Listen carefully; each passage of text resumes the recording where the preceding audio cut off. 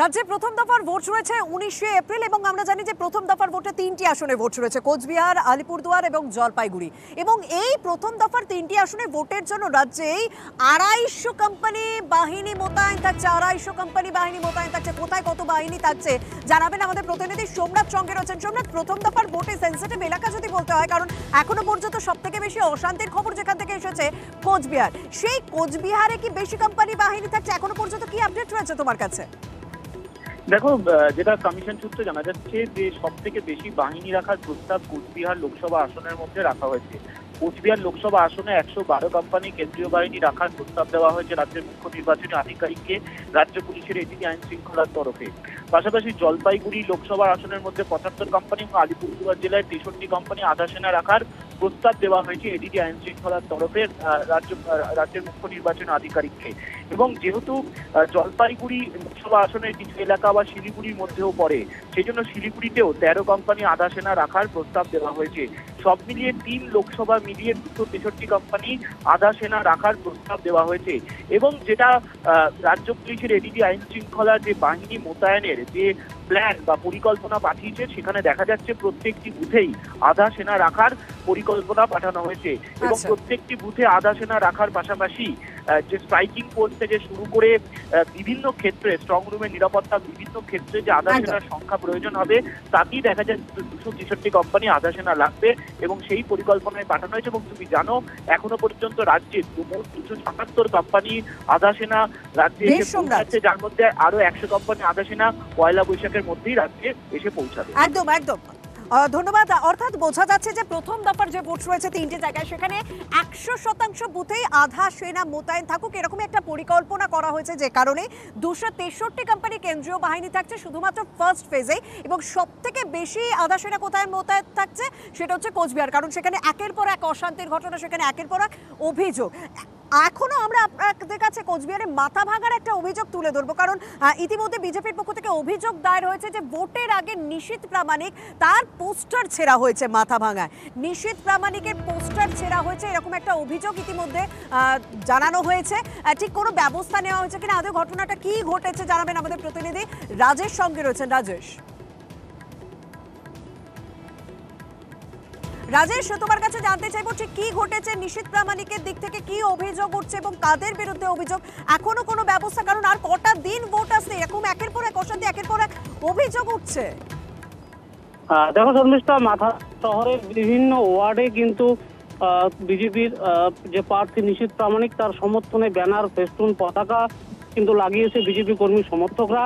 যেটা বিজেপির অভিযোগ যে রাতের অন্ধকারে তৃণমূল আশ্রিত দুষ্কৃতীরা এলাকায় অশান্তি পরিবেশ তৈরি করতে বিজেপির লাগানো ব্যানার, ফেস্টুন, পতাকা সব ছিঁড়ে ফেলছে, সেগুলো ড্রেনে ফেলে দিচ্ছে, কখনো বা নিয়ে চলে যাচ্ছে। সম্প্রতি এর আগেও কিন্তু এই সংক্রান্ত বিষয় নিয়ে থানায় অভিযোগ জানিয়েছেন, কিন্তু কোনো রকম ব্যবস্থা হচ্ছে না। তাই তারা ফের আজ অভিযোগ জানিয়েছেন যে গতকাল রাতেও তাদেরকে তাদের পতাকা, ব্যানার, ফেস্টুন যেগুলো রয়েছে সেগুলো ছিঁড়ে ফেলে দেওয়া হয়েছে। অপরদিকে তৃণমূল কংগ্রেসের পক্ষ থেকে গোটা অভিযোগ অস্বীকার করা হয়েছে যে বিজেপির কোনো রাজনৈতিক কোনো ইস্যু নেই, প্রচারের আলোয় আসতে কিন্তু বিজেপি এমনটা তৃণমূলের নামে মিথ্যা অভিযোগ করছে বলে তারা দাবি করেছেন। বেশ, ধন্যবাদ।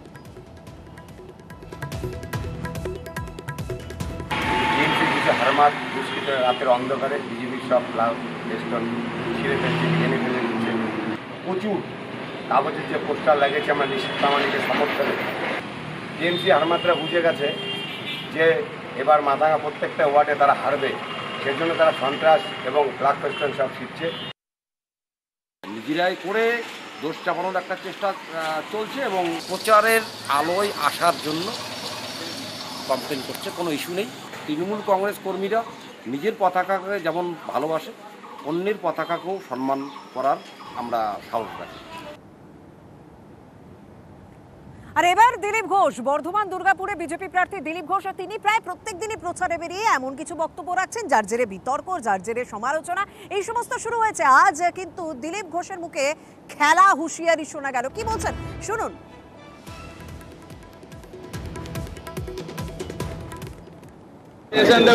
খেলা দিলীপ ঘোষ খেলা জানে, আমার কাছ থেকে শিখেছে ওরা। এমন খেলবো না, জিজ্ঞেস করবে মেদিনীপুরের লোককে, আর ওখানে যত গুন্ডা ছিল ভোট দেওয়ান বেরিয়ে বাড়ি থেকে। শুনলেন তো, ভোটারদেরকে আশ্বস্ত করতে গিয়ে খেলার হুঁশিয়ারি দিলেন দিলীপ ঘোষ। তিনি এখানেই থেমে থাকলেন না, ছড়ির কথা উল্লেখ করলেন। মানে গতকাল আমরা দেখেছিলাম না, তিনি ছড়ি নিয়ে বেরিয়েছেন, সেই ছড়ি ব্যবহার করবেন উৎপাত ঠান্ডা করার জন্য। কি বলেছেন এই প্রসঙ্গে শুনুন।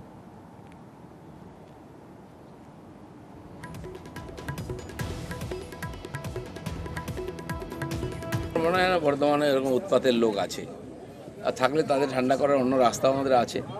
তো সকালবেলা আমাকে একজন হাতে স্টিক দিল, আমি ঘুরছিলাম, সেটা আমার গাড়িতে আছে, দরকার হলে বার করবো।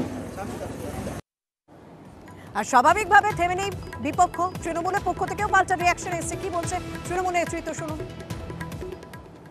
এই ধরনের কথা বলাটাই তার বৈশিষ্ট্য, তার সংস্কৃতি, তার কৃষ্টি। যিনি অন্যভাবে রাজনৈতিক প্রাসঙ্গিকতা হারাচ্ছেন, এই ধরনের কথা বলে রাজনীতিতে বেঁচে থাকতে চান, যত এই ধরনের কথা বলবেন বিজেপির ভোট বাক্সে ভোট তত কমবে, তৃণমূলের ভোট বাক্সে ভোট তত বাড়বে। এই ধরনের কথা বাংলার জনতা জনার্দন কখনোই সমর্থন করে না। গতকাল আপনাদের সামনে তুলে ধরেছিলাম যে খবর, যে আদালতে একটি বেনামে চিঠি এসেছে যেখানে দাবি করা হয়েছে যে জিটিএ এলাকায় অর্থাৎ পাহাড় এলাকাতেও বেনিয়ম হয়েছে শিক্ষক নিয়োগের ক্ষেত্রে। এবং বিনয় তামাং তিনি নাকি একটা লিস্ট দিতেন, সেই লিস্ট ধরে ধরে কোনো রকম নিয়ম না মেনে চাকরি দেওয়া হয়েছে, যে ঘটনায় সিবিআই তদন্ত প্রাথমিকভাবে শুরু করার নির্দেশ দেওয়া হয়েছে আদালতের পক্ষ থেকে। এবং এই ঘটনাটাকেই এবার অস্ত্র করছে বিজেপি। শুভেন্দু অধিকারী তিনি ইতিমধ্যে এই বিষয়টিকে অস্ত্র করে পার্থ ভৌমিক এবং অরূপ বিশ্বাসের নামে অভিযোগ জানাচ্ছেন। কি বলেছেন শুভেন্দু অধিকারী শুনুন। পাহাড়ে যা 400 সামথিং রিক্রুটমেন্ট হয়েছে, পুরোটাই স্কুল সার্ভিস কমিশনের যে নর্মস আছে সেটা বাদ দিয়ে জিটিএ থেকে নিয়োগ করেছে। এবং এর সঙ্গে সরাসরি অনেক থাপা যুক্ত, এর সঙ্গে কিছুটা হলেও বিনয় তামাং যুক্ত, আর সাথে অরূপ বিশ্বাস এবং পার্থভূমি। অরূপ বিশ্বাস সরাসরি যুক্ত, এবং যে বিপুল পরিমাণ টাকা রিক্রুটমেন্টে তোলা হয়েছিল এর বড় অংশ অরূপ বিশ্বাসের হাত দিয়ে কলকাতায় এসেছে। শুভেন্দু অধিকারী অরূপ বিশ্বাস আর আমার নাম বলেছে, আমাদের নাম জড়িয়ে যায়নি কোথাও। আমি চিঠি দিয়েছি বিনয় তামাংকে, তাহলে তো তার বিরুদ্ধে আমার পুলিশে এফআইআর করতে হবে, কারণ বিনয় তামাংকে আমার সাথে কোনো আলাপই নেই, তো চিঠি দেবো কোথা থেকে? আমি মানহানি মামলার চিঠি পাঠাচ্ছি শুভেন্দুবাবুর কাছে। ভোট যুদ্ধে না পেরে ব্যক্তিগত চরিত্র মেলাইন করার চেষ্টা করছে মানুষের কাছে। এই মুহূর্তে একটি খবরের দিকে নজর রাখতে হবে। তমগ্ন ঘোষ, উত্তর কলকাতা জেলা বিজেপির সভাপতি তমগ্ন ঘোষ, তার বাড়িতে ভাঙচুর করার অভিযোগ উঠছে। এমনকি সিসি ক্যামেরাও ভাঙা হয় বলে অভিযোগ। ভাঙা হয়েছে বাড়ির সিসি ক্যামেরা, পুলিশে অভিযোগ বিজেপি নেতা। আমহাদ স্ট্রিট থানার সামনে রীতিমতো বিক্ষোভ, উত্তেজনা। আমরা একটু পরেই যাব থানায়, আমাদের যা নেতৃত্ব যেভাবে আমাদের ইনস্ট্রাকশন সেইভাবে আমরা করব। উত্তর কলকাতা জেলা বিজেপির সভাপতি তমগ্ন ঘোষের বাড়িতে হামলার অভিযোগ। ভাঙা হয়েছে বাড়ির সিসি ক্যামেরা, পুলিশে অভিযোগ বিজেপি নেতার। আমহাদ স্ট্রিট থানার সামনে বিক্ষোভ ঘিরে রীতিমতো পরিস্থিতি উত্তপ্ত।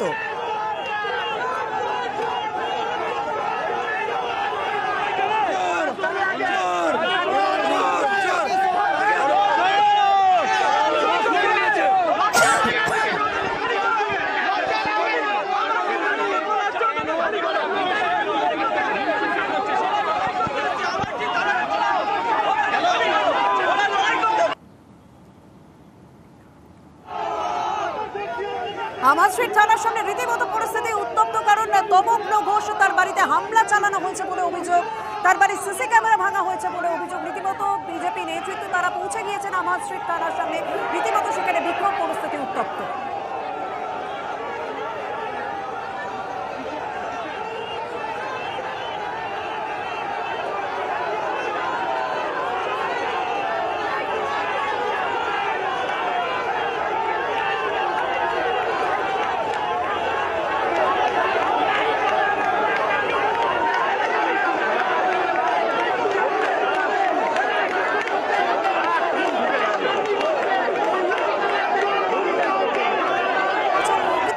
অভিযোগটা কাদের বিরুদ্ধে, সেক্ষেত্রে কি জানা যাচ্ছে?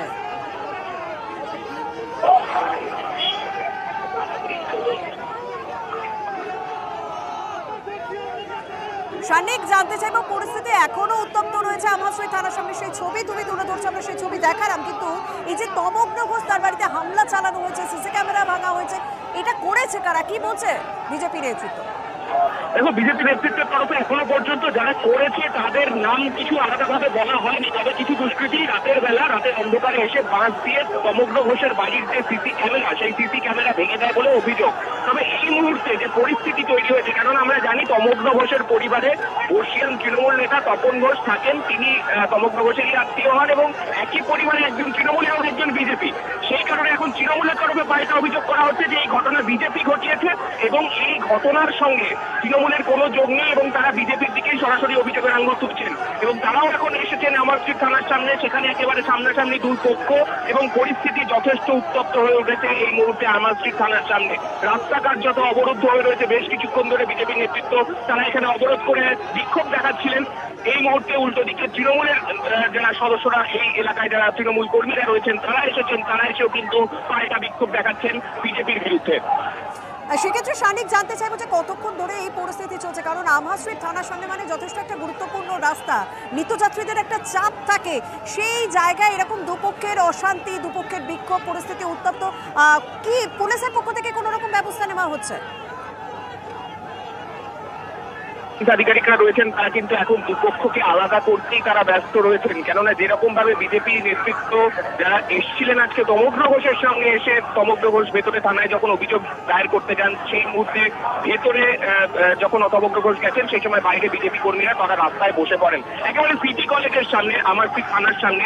সেই জায়গায় আমার স্ট্রিট মধ্য কলকাতার অত্যন্ত গুরুত্বপূর্ণ রাস্তা, সেই রাস্তা অবরুদ্ধ হয়ে যাওয়ায় কিন্তু স্বাভাবিকভাবেই যান চলাচলে বেশ কিছুটা প্রভাব পড়েছে, প্রচুর বাস আটকে রয়েছে রাস্তার মধ্যে।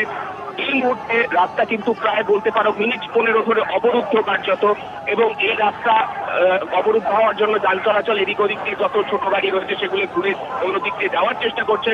তবে স্বাভাবিকভাবে কিন্তু যাত্রী ভোগান্তিও একটা কিন্তু শহরের কর্মব্যস্ত দিনে কিন্তু একদম। শানিক, তুমি পরিস্থিতির দিকে নজর রাখো, তুমি সঙ্গে থাকো, আমি তোমার কাছে আবারও আসছি। তবে তমগ্ন ঘোষ তিনি কি অভিযোগ করছেন একবার শুনে নেওয়া যাক।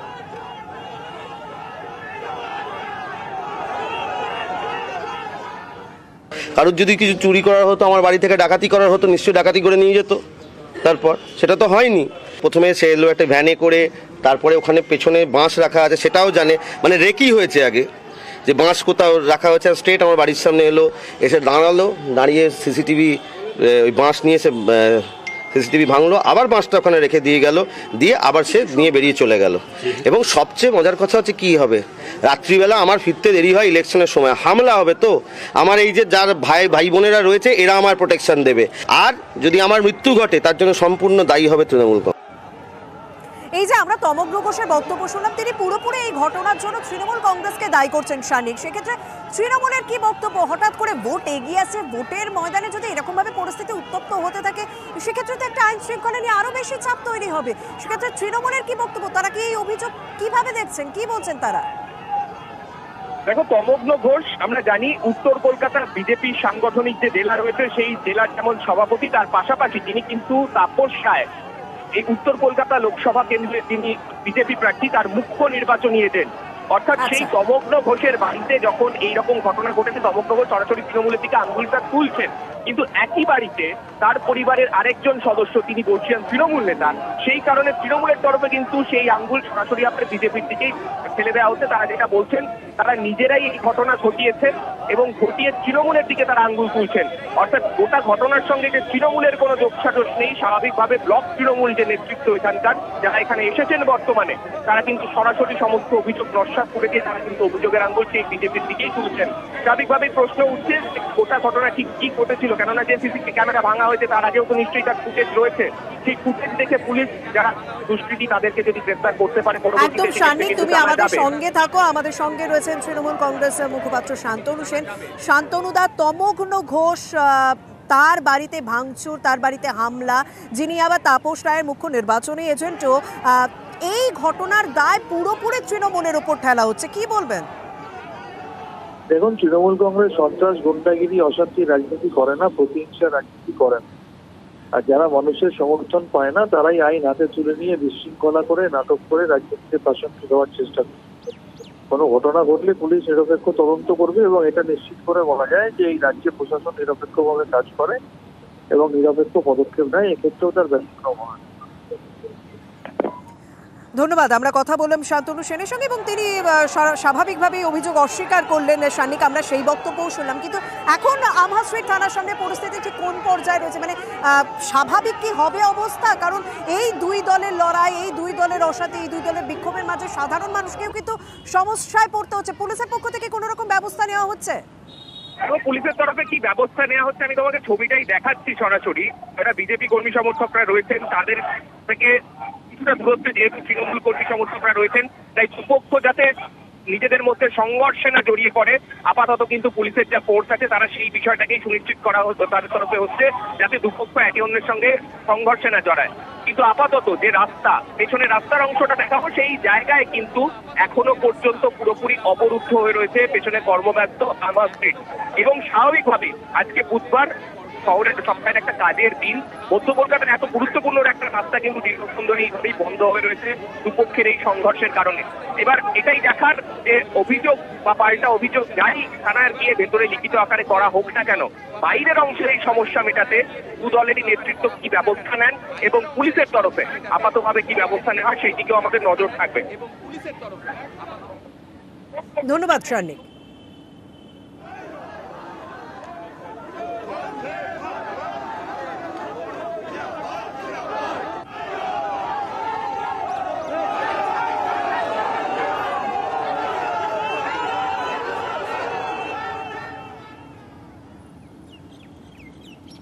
এই মুহূর্তে একটি খবরের দিকে নজর রাখতে হবে। সিউড়িতে তৃণমূল নেতা তিনি কি আশ্বাস দিয়েছেন জানেন? ভোটের লিড বাড়ানোর জন্য বলা হচ্ছে পুরো কর্মীদের বেতন তো বাড়াচ্ছি, কিন্তু বেতন যেমন বাড়াচ্ছি তেমনি ভোটের লিডও বাড়াতে হবে। এই কি ধরনের শর্ত, এই কি ধরনের বক্তব্য, যার জেরে কিন্তু ইতিমধ্যে স্বাভাবিকভাবে একটা বিতর্ক শুরু হয়ে গিয়েছে, প্রশ্ন উঠতে শুরু করেছে তৃণমূল নেতার এই বক্তব্য ঘিরে। তিনি কি বলেছেন শোনা যাক। তো এই যে মাইনে 13% বাড়লো, আমরা কর্মচারীকে এই বার্তাটাই দিলাম যে আমরা যেমন মাইনে বাড়াচ্ছি, আমরা প্রত্যেকটা ওয়ার্ডে ভোটের লিড দেখে নেব। যদি দেখি কোনো ওয়ার্ডে লিড হয়নি তাহলে মাইনেটা বাড়বে না, কারণ আমরা যেমন মাইনে বাড়বো আমাদেরকেও তো ভোট বাড়াতে হবে। তৃণমূল কংগ্রেস নেতার এই বক্তব্য স্বাভাবিকভাবেই কিন্তু প্রশ্ন উঠতে শুরু করেছে এবং তার এই বক্তব্যকে কটাক্ষ করতে ছাড়েনি বিজেপিও। সরকারি চেয়ারে বসে সরাসরি সরকারি কর্মচারীদের নির্দিষ্ট রাজনৈতিক দলের প্রতি আনুগত্য প্রদর্শন, এটা বোধহয় যায় না। আশিসবাবু যেটা বলছেন সেটা ওনার দল থেকে বলা হচ্ছে, এই কথাটাকেই প্রমোট করা হচ্ছে। আশিসবাবু এখানে বসে ওনার চেয়ারে বসে এই কথাই বলছেন। এই বক্তব্যের পরিপ্রেক্ষিতে পুরো চেয়ারম্যান তিনি কি বলছেন শুনি। যেটা লিড হয়েছে বা লিড হবে না, লেবার থেকে যে বার্তা দিয়েছে, আমি একটা বার্তা দিয়েছি, ভালো করে কাজ করছি, যেরকম মাইনে বৃদ্ধি যেরকম করছি, কাজ আমরা বুঝে নেব। এসব ভোটের সম্পর্ক নাই, ভোট তো ইউনিয়ন লিডারশিপ বলতেই পারে, সেই যখন সুবিধা অসুবিধা দেখে ইউনিয়নের লেবারদের, সে তো ইউনিয়নের হিসাবে বলতেই পারে।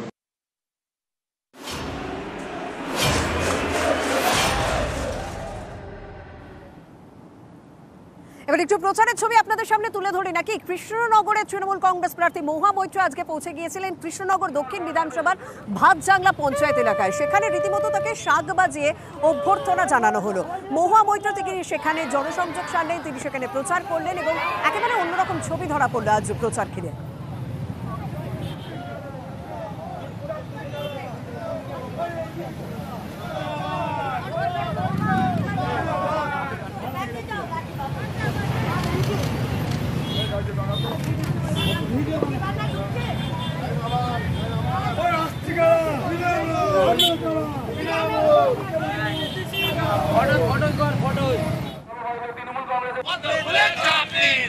অমৃতা রায় তিনিও আজ প্রচারে বেরিয়ে পড়েছিলেন। বিজেপি প্রার্থী অমৃতা রায় নাকাশিপাড়া বিধানসভা যোধপুর বাজার থেকে হেঁটে প্রচার সারেন তিনি।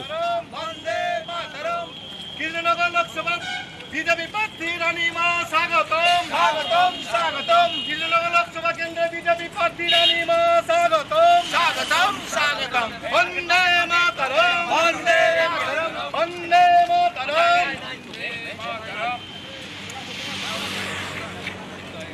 বন্দে মাতরম।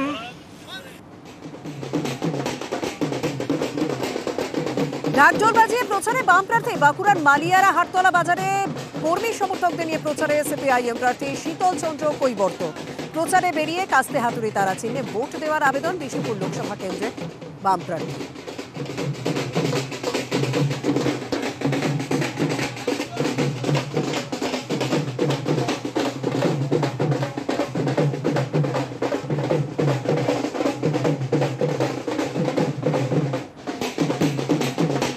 সাময়িক মান অভিমান ক্ষোভ যা ছিল সেগুলোকে সরিয়ে রেখে দেশকে বাঁচাতে হবে, রাজ্যকে বাঁচাতে হবে। কাস্তে হাতুড়ি তারা চিহ্নে ভোট দিন, এই নম্বর আবেদন আমরা মানুষের কাছে করেছি। তাতে যা বডি ল্যাঙ্গুয়েজ আমরা প্রত্যক্ষ করেছি, আমরা আশাবাদী। গরমের মধ্যে টানা প্রচার, অস্বস্তিকর গরমের মধ্যে হুটখোলা গাড়িতে প্রচার। হুগলির তৃণমূলের তারকা প্রার্থী রচনা বন্দ্যোপাধ্যায় কালী মন্দিরে পুজো দিয়ে প্রচার শুরু করলেন তিনি। বিভিন্ন প্রকল্প ছিনিয়ে আনতে পারেন। পঞ্চায়েতের সমস্ত বুথে যে ঝড় উঠবে সেই ঝড়ের নাম তৃণমূল। তৃণমূল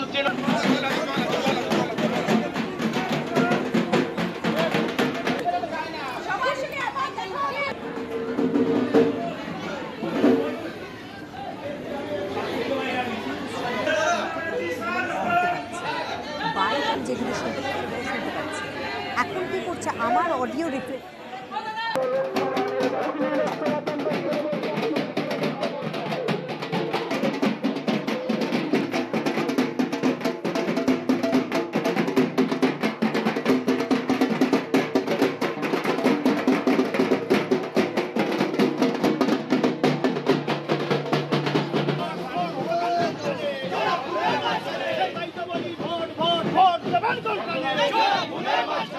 উচ্ছিত ভালো সব পজিটিভ হাওয়াই দেখতে পাচ্ছি, চারিদিকে মানুষের উন্মাদনা, মানুষ প্রচুর ভালোবাসছেন।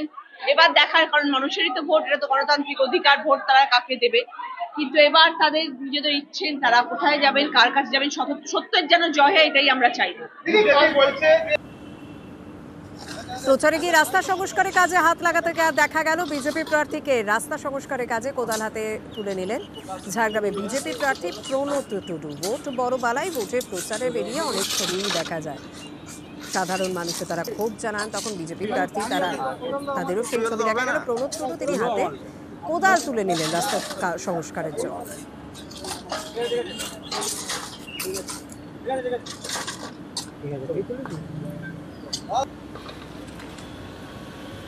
এখানকার দীর্ঘদিনে এই সমস্যা, এই রাস্তার সমস্যাটা এখানকার গ্রামের বাসিন্দারা আমাদেরকে বলছিলেন বারবার করে। তো আমরা এখানকার যে প্রধান যিনি আছেন, টিএমসি প্রধান, তো ঠিকমতো এই রাস্তাটা ঠিকমতো ইয়ে করা হচ্ছিল না, বঞ্চিত করা হচ্ছিল এবং ঠিকমতো রাস্তাঘাটটা তৈরি করা হচ্ছিল না। সেই কারণে আমরা বিজেপির তরফ থেকে এসে এই রাস্তাটাকে আমরাই বিজেপির তরফ থেকে এটাকে মেরামত করার আমরা একটা ছোট্ট একটা প্রচেষ্টা করলাম আর কি।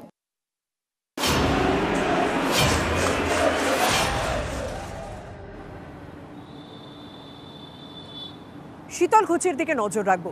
2021 সালের বিধানসভা ভোটের 10ই এপ্রিল সেদিন কেন্দ্রীয় বাহিনীর গুলিতে 4 জনের মৃত্যু হয়েছিল। সেই ঘটনার আজ স্মৃতিতে নিহতদের পরিবারের সদস্যরা সেখানে পৌঁছে গিয়েছেন এবং এলাকার মানুষ তারা সেখানে একটা বেদি তৈরি করেছেন। সেই বেদিতে আজ শ্রদ্ধা জানালেন অনেকেই। শহীদ স্মৃতি রক্ষা কমিটির উদ্যোগে তৈরি বেদিতে মাল্যদান স্মৃতি রক্ষা কমিটি। শীতলকুচির জোর পাটকি আমতলী স্কুলে বিধানসভা নির্বাচনে কেন্দ্রীয় বাহিনীর গুলিতে নিহত হয়েছিলেন 4 জন। তারপর শহীদ স্মৃতি রক্ষা কমিটির উদ্যোগেই এই বেদি তৈরি হয়। কান্নায় ভেঙে পড়েন নিহতের পরিবারের সদস্যরা।